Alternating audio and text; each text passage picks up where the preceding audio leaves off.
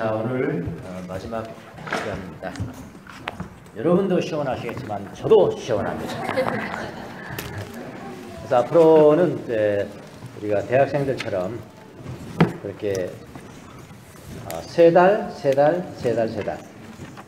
그러면은 1년이 됩니다. 세 달은 이렇게 공부하고 또 세 달은 쉬고 또 세 달은 공부하고 또 세 달은 쉬고. 근데 쉰다는 게 이제 기분이 좋으실 텐데, 그 쉬는 세 달은 동산들을 중심으로 자발적으로, 여러분이 자발적으로 동산 중심으로 이끌어가는 그런 좀 그냥 틀에 박히지 않은 그런 시간을 갖겠다, 그런 말씀입니다.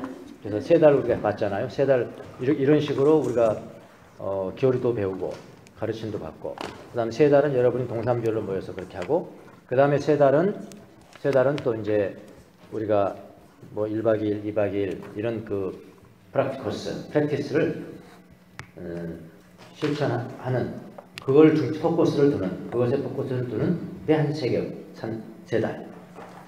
끝나면은 한 3개월은 또 다시 동산으로 모여서 그런 식으로 이렇게 그 프로그램을 돌리면은 괜찮겠다라는 생각을 하게 됐습니다.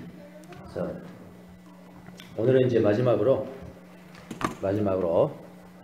예수 그리스도는 어떤 메시아였는가. 여러분 성경을 보는데 대단히 도움이 됩니다. 왜 예수님이 이런 말씀을 하셨을까? 예를 들어서 오병이의 이적을 행했는데 이스라엘 사람들이 야, 우리의 왕이다 그랬어요. 왕대 주세요. 우리의 왕대 주세요. 뭐 서로 대통령 되려고 하는 사람이 많은데, 근데 예수님은 왕대 주세요. 그야말로 왕 되는 거 아닙니까? 난리가 났으니까. 오병이어 무에서 유를 창조해서 저 정도 먹이실 분이면은 우리의 경제적인 문제는 완전히 해결이 된다 라고 생각한 거죠. 그러니까 왕이잖아요. 왕을 삼으려고 그러는데 예수님이 피했다 그랬잖아요. 이게 무슨 말인가? 이런 그 이해할 수 없는 예수님의 행동들이 요한복음에 많이 나오는데, 그것을 어떻게 신학적으로 우리가 이해할 것인가. 신학적인 지식들이 있어야 됩니다. 체험 위주로 하면 안 돼요. 체험을 절도적으로 생각하면 여러분 안 됩니다. 금방 무너지게 돼 있어요. 구원파가 마찬가지죠. 구원의 체험을 절대화시키는 거죠. 그러니까 뭐 지난번에 뭐 나오던 누가 JYP가 뭔가 자기가 간증하고 하는데 뭐가 와가지고 소포가 배달돼가지고 어쩌고 그래서 내가 몇 년 몇 월 며칠 날 내가 구원을 받았다 뭐 그런 식으로. 그건 하나만 하고 둘은 몰라서 그래요. 그거는 구원에 대해서 완전히 모르는 겁니다. 이번에 배운 구원론을 여러분 잘 습득을 하셔야 돼요. 그래야지. 여러분한테 지금 저 사람이 구원파가 지금 간증하고 있는데 분별이 되십니까? 그럼 몰라요. 그냥 모릅니다. 예수 믿는다잖아요. 몰라요. 왜 그런지 아십니까? 진짜를 모르기 때문에 그러는 거예요. 진짜 구원이란 무엇인가를 정확하게 모르기 때문에, 단게 진짜를 알아야 분별이 되거든요. 가짜라는 것이. 진짜 모르면 가짜가 진짜 같죠. 그래서 여러분 구원론에 대해서 정확하게 아셔야 되는데, 이번에 8조에 대해서 제가 이게 준비한 거고요. 갖다 버리지 마시고 몇 번 읽으셔서 여러분이 자신의 것으로 삼으십시오. 이런 신학적인 뼈대도 있어야 됩니다. 신앙생활을 하는데 안 그러면은 그냥 속아버려요. 그래서 오늘은 어떤 메시아인가를 마지막으로 우리가 살펴보는데요. 그러니까 예수님 당시를 한번 생각해 보시라고요. 예수님 당시에 예수님을 따르지 않았던 유대인들이죠. 왜 따르지 않았을까요? 자기가 생각하는 메시아는 따로 있거든요. 그렇죠? 그러니까 유대인들이 생각하는 메시아상이 따로 있는 거라고. 따로 있고, 그 다음에 예수님을 따랐던 제자들이 있습니다. 유대인들입니다. 그들은 예수님을 어떻게 생각했는가? 왜 어떻게 예수님을 메시아라고 생각하고 그걸 따랐는가? 벌써 또 바울 한번 보죠. 바울이 다메섹 도상으로 가기 전까지는 어떤 메시아상을 가졌을까요? 기존의 유대인들이 가진 메시아상을 그대로 가지고 있는 거죠. 그래서 예수 믿는 사람을 잡으러 가는 거잖아요. 그런데 다메섹 도상에서 완전히 바뀌죠. 어떻게 바뀔까요? 그러니까 유대인들이 생각하는 메시아상에서 예수님의 제자들이 생각하는 메시아상으로 바뀌게 되는 거죠. 바울이 그렇게 바뀌게, 회심이라고 해요. 회심. 이렇게 근데 바울이 가지고 있는 메시아상은 무엇인가? 어떻게 바뀌었단 말인가? 그런 것들을 정확하게 이해하면은 여러분 요한복음이 정확하게 이해가 됩니다. 우리 디모데서 마침 다시 요한복음으로 우리가 들어갈 건데 요한복음은 쉬운 성경이 아니에요. 굉장히 심오하고 철학적이고 깊이 있는 성경입니다. 그래서 요한복음 다시 들어가서 이제 한번 보려고 하는데 그 이해가 됩니다. 요한복음 그냥 쉽게 설명이 되어 있지만 왜 저런 행동을 하셨을까? 그건 잘 이해가 안 되시잖아요. 그 신학적인 백그라운드가 있어야 이해가 되는 거거든요. 그래서 우리는 예수는 어떤 메시아인가? 유대인들이 생각하는 메시아상, 바울이 생각하는 메시아상, 이런 것들을 정확하게 우리가 인식할 필요가 있습니다. 성경을 근거로 해서 자 한번 보겠습니다. 다 받으셨죠? 네. 유대인들은 구약의 메시아, 구약에서 예언되어 있는 메시아상, 구약에서 예언되어 있는 메시아적 예언을 어떻게 해석하고 있었을까요? 자, 메시아적 예언이라는 건 뭐냐면은 구약에서 메시아가 올 것이다 이렇게 예언되어 있는 그 메시아적 예언을 어떻게 해석하고 있었을까? 그들의 해석은 왜 예수님의 해석과 맞지 않을까? 예수님은 다시 해석하실 거예요. 그렇게 생각 안 하거든요. 어떻게 왜 맞지 않을까? 맞지 않으니까 예수님 죽었겠죠. 예수님 메시아라고 생각했으면 뭐 죽일 이유가 없겠죠. 왜 해석과 맞지 않는가? 그리고 예수님을 따라다니던 제자들은 구약의 메시아적 예언을 어떻게 이해했기에 예수가 바로 그 메시아적 예언을 성취하신 분이라고 믿고 프로클레임 선포했을까? 캐리그만 했지, 캐리그만 했을까? 이런 것들이 기독교 신앙의 근본 문제 중 가운데 하나입니다. 자, 바울을 보겠습니다. 바울은 유대교 신학자입니다. 탁월한 걸출한 신학자죠. 바울도 역시 유대교의 메시아 사상을 가지고 있었습니다. 언제까지? 다마스커스, 그러니까 지금의 시리아의 수도, 그 다음 시도 다마스커스. 다메섹을 갈 때까지, 다메섹 들어가기 전에 변화가 됐잖아요. 그때까지 바로 그 유대교의 메시아 사상을 가지고 있었습니다. 바로 이것을 뭐라고 하냐면은 바울의 육신적 관점에서 본 메시아 사상이라고 해요. 영적 관점이 아니고 육신적 관점에서 본 메시아 사상. 자, 그러면은 그 당시 예수님 당시 유대인들이 가진 아주 주된, 그러니까 메시아 사상이 유대인들 가운데도 많이 있는 거예요. 자기 어떻게 구약을 어떻게 해석하냐에 따라서 어떤 메시아가 올 것인가, 그게 많이 있는 거예요. 지금 우리나라도 뭐 어디 계룡산에 가면 뭐 재림 예수가 뭐 70명인가? 다 자기 나름대로 자기가 메시아라는 거야. 그렇게 있듯이 그 당시도 마찬가지다 이 말입니다. 그런데 그 중에서 그런 많은 메시아 사상 가운데서 가장 주된 메시아 사상은 뭐냐면은 다윗 왕이죠. 다윗 왕의 재현입니다. 다시 말하면 다윗 왕과 같은 사람이 나와야 된다. 다윗 왕의 재현.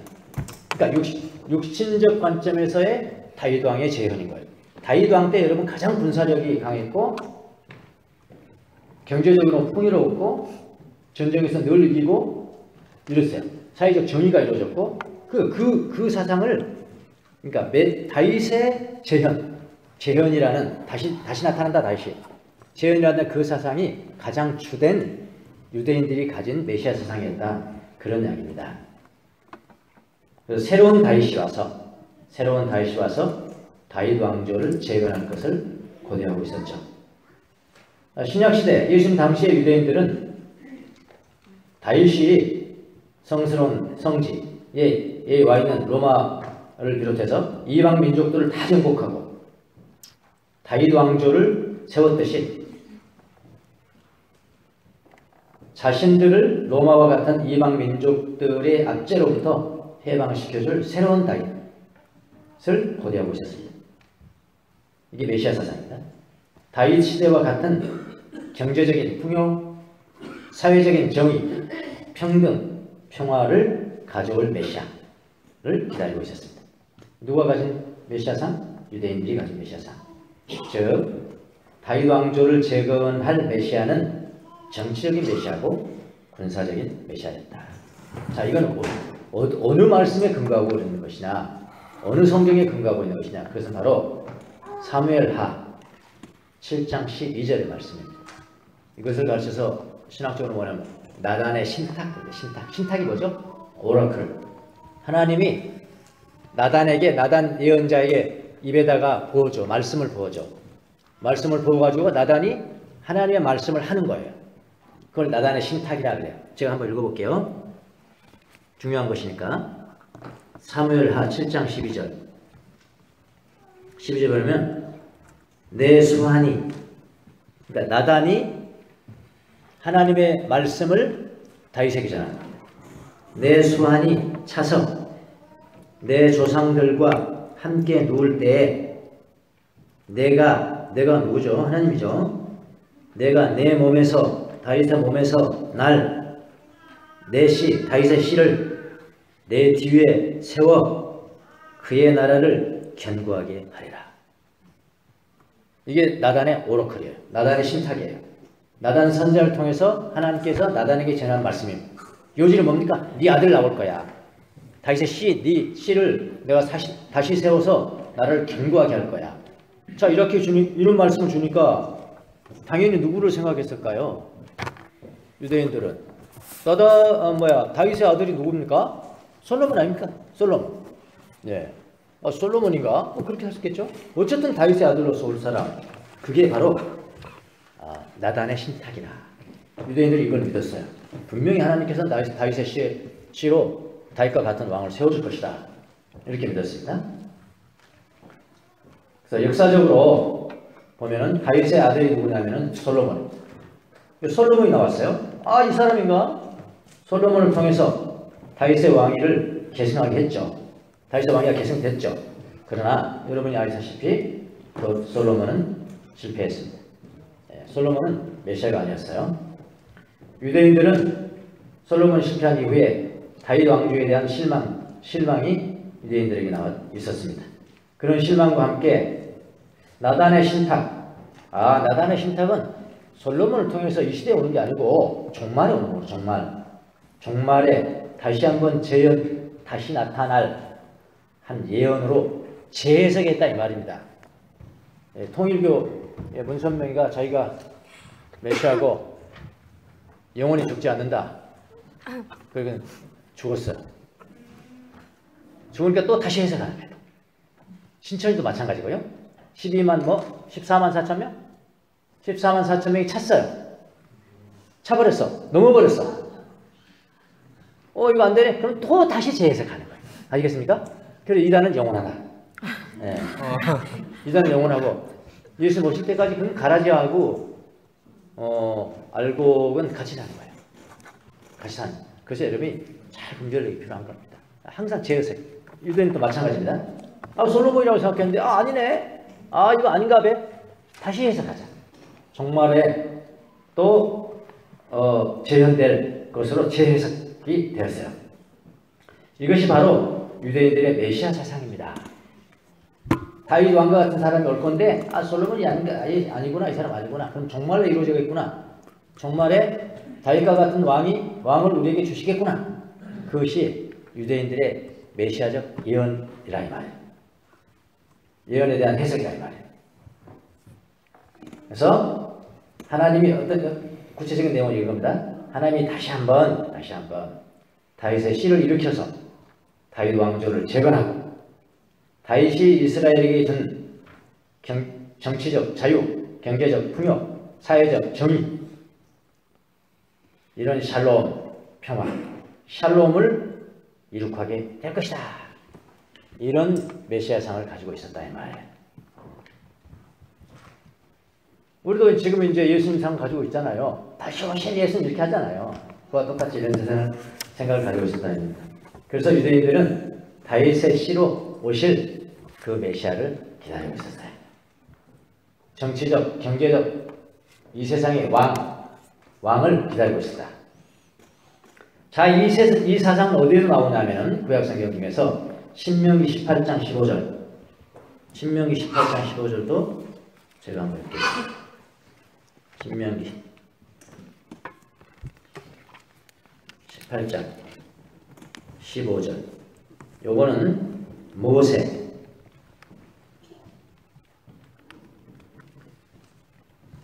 자, 이렇게 된다. 18장 15절. 내 하나님 여호와께서 너희 가운데 내 형제 중에서 너를 위하여, 그 다음 누구와 같은? 나와 같은 선지자. 나와 같은 선지자. 나가 누굴까요? 모세입니다. 모세. 너 형제 중에서 나와 같은 선지자. 누구 같은 선지자? 모세 같은 선지자. 모세 같은 선지자를 보내줄 것이다. 모세 같은 선지자 하나를 일으키시리니 너희는 그의 말을 들을지어다. 자, 이 사람이 누구였는가? 이 사람이 메시아다. 그렇게 지금 믿는 것. 그래서 구약의 메시아적 예언을 구체적으로 말하면은 그리고 사무엘하 7장 12절과 신명기 18장 15절이에요. 이 두 가지가 가장 중요한 그런 예언적 구약입니다. 그래서 하나님이 모세와 같은 선자를 다시 일으키시겠다고 약속하셨다. 그래서 모세는 정치적인 자유를 가지고 왔고, 그 모세가 정말 출애굽 해방이 최고의 정치적 자유 아닙니까? 정치적 자유를 가져왔고 경제적 자유를 가지고 온 선자였죠. 만나, 매출하기 그 정도의 경제적 폭력을 가지고 온 선자였죠. 그래서 신약시대 유대교는 뭐냐면은 종말의 구원을 첫 구원의 재현으로 봤는데요. 그 구원의 첫 구현이 뭐였냐면은 출애굽 사건이었다 이 말입니다. 출애굽 사건. 그래서 진짜 다시 올 메시아는 제2의 출애굽, 모세가 출애굽, 제1 출애굽, 그 다음 제2 출애굽의 구원을 이룰 자, 그 사람이 바로 메시아다. 그래서 메시아는 제2의 다윗이든 제2의 모세로든 그건 상관하지 않고 다시 오실 그 메시아는 정치적인 자유, 경제적인 자유, 사회적인 정의를 가져올 왕으로 오셔야 된다. 이게 이제 유대인들이 가진 메시아상이다 이 말입니다. 자, 이 사상으로 유대인들이 보장되어 있는데 2000년 전에 예수님 오셨습니다. 예수님을 그들이 보고 있습니다. 메시아로 보였겠습니까? 한번 보세요. 그들의 눈에는 예수 그리스도는 정치적 개방자가 아닌 겁니다. 정치가가 아니에요. 경제적인 풍요를 가져줄 정도로 그분이 무슨 산업을 일으켰습니까? 뭘 일으켰습니까? 그런 메시아도 아닌 겁니다. 결국 어떻게 됐나요? 십자가에 처절하게 죽었죠. 그들의 눈에는 예수와 메시아일 리가 없었던 겁니다. 그래서 지금도 유대인들은 예수를 메시아로 인정하지 않습니다. 그 이유가 여기에 있는 거예요. 자, 유대인들의 메시아상을 여러분이 분명히 이해를 하셔야 되고, 그 다음에 그 구약 우리가 두 군데를 봤는데 사무엘하 7장 12절과 신명기 18장 15절, 나단의 신탁과 모세 같은 선자를 일으키신다. 그 두 구약의 그 예언 늘 성취하신 분이 진정한 의미의 부활하신 예수님이 그 두 개를 다 성취하신 겁니다. 이제 보겠습니다. 근데 유대인은 걸출한 신학자가 한 사람이 나왔는데요. 그 사람이 누구냐면 바울이었습니다. 바울. 자, 바울도 처음에는 유대인의 메시아 사상에 그대로 젖어 있었어요. 바울이 예수 믿는 사람들을 체포하기 위해서 다메섹으로 가는 도중에 누구를 만납니까? 부활하신 예수님을 만납니다. 아니, 그가 만난 것이 아니라 예수님이 나타나셨죠. 그게 나타나신 겁니다. 부활하신 나는 내가 핍박하는 예수다 그랬잖아요. 나는 내가 픽박하는 예수다. 그럼 환상이 아닙니다. 꿈이 아닙니다. 실제로 나타나신 겁니다. 나중에 바울이 뭐라고 해석을 합니까? 나도 부활하신 예수를 만났다. 그렇게 하지 않습니까? 부활이 나타났습니다. 그때 바울은 하나님이 예수 그리스도를 죽은 자 가운데서 부활시키시고 그를 높임으로써 그리스도인들, 지금 그 당시 그리스도인들의 선포, 그리스도인들이 선포했거든요. 바로 예수가 우리를 위해서 죽으시고 부활하신다 이렇게 선포했거든요. 그 선포를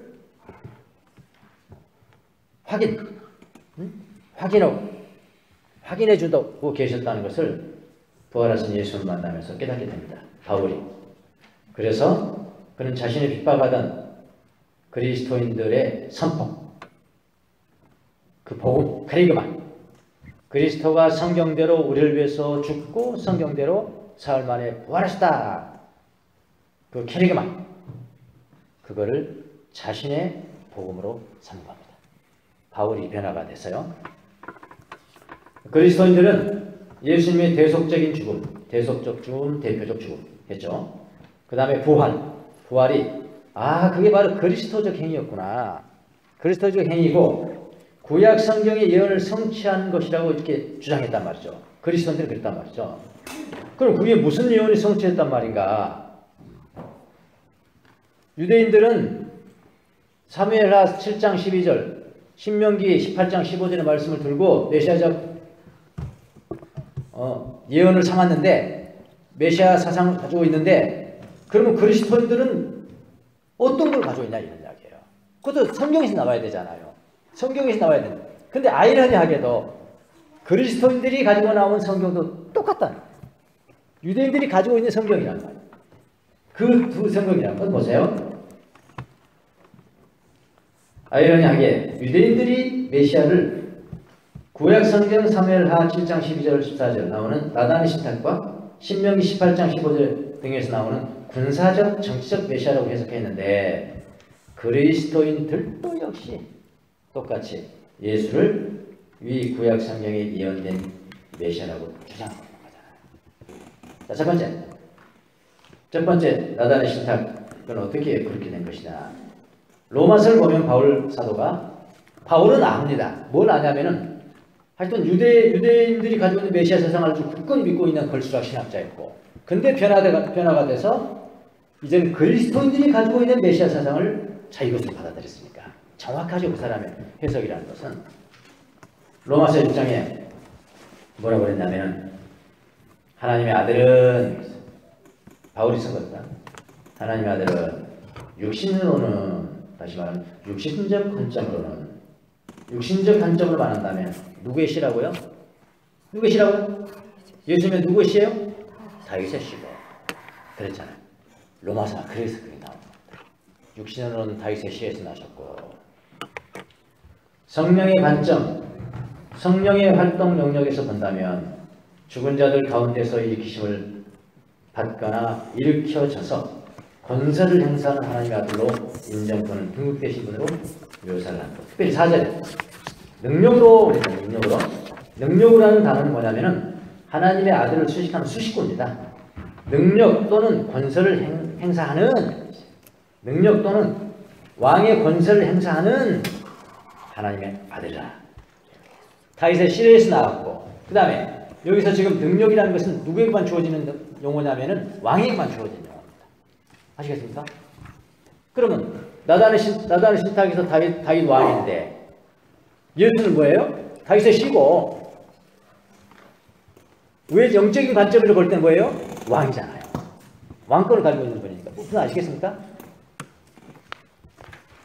그러니까 결국 예수님이 나단의 신탁 사무엘하 7장 12절을 완전히 성취하신 분이다. 이런 뜻입니다. 이제 아시겠나요? 예. 이게 이런 말이었구나. 로마서에 육신으로는 다윗의 씨에 나셨고, 성령의 능력과 왕이 가지고 있는 권세를 행사하시는 분, 이렇게 그리스도니까요. 곧 그리스도가 만유를 통치하시는 하나님의 어좌, 왕의 자리, 어좌의 높임을 받아 왕 노릇하시는 분이시라는 것입니다. 그래서 결국 예수님은 나단의 신탁을 성취하신 분이다. 그러니까 다른 게 없는 거예요. 그 유대인들이 육신적 관점에서 보니까 예수님을 못 본 거지, 영적인 관점을 보면 그분은 다윗의 씨고요, 왕이시고요. 아시겠습니까? 네. 그 다음에 두 번째 성경은 신명기 18장 15절이죠. 출애굽 사건의 성취. 예수님 출애굽 사건의 성취랍니다. 요한복음 6장을 보면은 예수님께서 광야에서요, 유월절 행사, 유월절을 지키는 그때 광야에서 5,000명을 오병이어를 행하십니다. 그 장면이 나옵니다. 그것을 군중들이 봤습니다. 군중들이 보고 난 다음에 와, 예수가 바로 모세와 같은 선지자다. 왜냐하면 모세도 만나를 내렸잖아요. 광야에서 출애굽한 이후에 출애굽 6월절이라는 것은 출애굽 사건을 기념하는 사건이거든요. 기념하는 적이거든요. 출애굽 이후에 만나에서 먹였잖아요. 모세가요. 근데 예수님을 봤습니다. 오병 이후에 기적을 행하시는 예수님을 봅니다. 사람들이 어떻게 했어요? 와! 저 사람이 모세네! 모세네! 모세와 같은 선지자네! 그렇게 된 겁니다. 그것을 본 군중들은 바로 예수가 모세와 같은 선지자로 모세가 출애굽 때와 광야에서 기적적으로 만나를 먹였듯이 그렇게 기적적으로 만나를 먹이신 것으로 이해를 했습니다.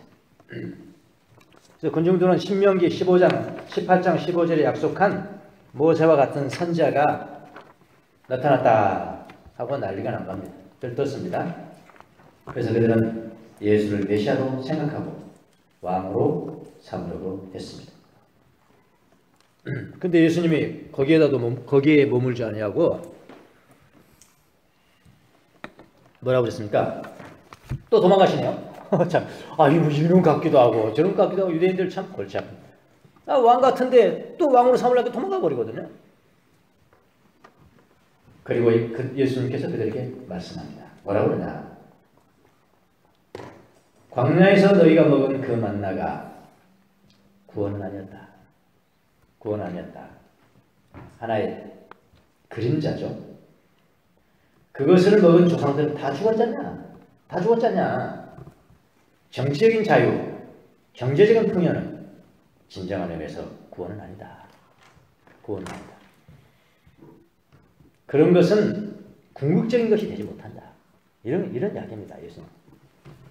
5,000명을 먹인 사건, 5,000명을 먹인 사건은 모세가 행한 제2 출애굽을 이루겠다는 그런 표적이 아니다. 더 깊은 표적이 있다. 그건 뭐냐면 하늘에 나만이 예수님만이 하늘의 양식을 가져다 줄 것에 대한 쌀이다. 그렇게 예수님이 풀어주시죠. 요한복음. 이런 것들이 그 깊이 있는 신학적인 이해가 없으면은 요한복음 이해가 잘 안 되는 거죠. 예수님 그렇게 보여주십니다.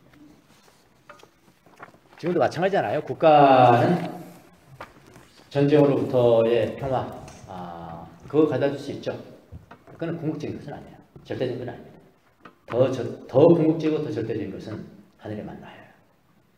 교회는 그걸 감당하는 겁니다. 예, 국가는 그걸 감당할 수 없어요. 차원이 다르요, 차원이.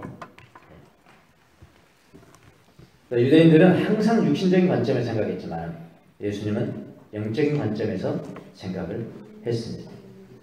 예수님이 행한 이적은 예수 그리스도가 생명을, 하늘의 생명입니다. 하늘의 생명을 주는 자임을 표적 가르치는 것이다. 메시아는 절대적 의미의 구원을 가져다주는 분이시지 일상에 한순간 잘 먹고 잘 살고 평화 그 정도의 구원이 아니다. 다 죽었잖냐. 그거 먹고 다 죽었잖냐. 그런 이야기예요. 그래서 이 세상을 초월한 하늘나라의 영생을 가져다주는 분이 바로 나다. 그게 진정한 의미의 메시아입니다. 이해가 되십니까? 유대인들이 생각했던 메시아상. 그들은 왜 예수님을 배척했는가? 바울이 생각했던 메시아상. 변화된 이후의 메시아상. 그리스도인들이 가져야 되는 메시아상은 어떤 성경을 어떻게 해석했는가? 구약 성경을 어떤 면을 어떻게 해석했는가? 어떻게 해석했는가? 그렇게 해서 좀 분명한 그런 메시아상. 예수는 어떤 메시아상이었는가를 잘 가지고 계시면은 흔들리지 않는 다른 사상과 다른 것들에 대해서 흔들리지 않는 예수님상을 가질 수 있을 것입니다. 네, 이렇게 해서 예수님이 누구신가에 대한 구원이란 무엇인가에 대해서 강의는 다 마치고요. 그 유행을 다 보지 마시고 한 번씩, 두세 번씩 정독을 하셔야 될 거예요. 기도하는 마음으로 정독을 하셔서 구원에 관한 아주 닥트리는 정확하게 가지는 게 좋겠습니다. 자, 오늘 또 마지막 구원 스토리 하죠.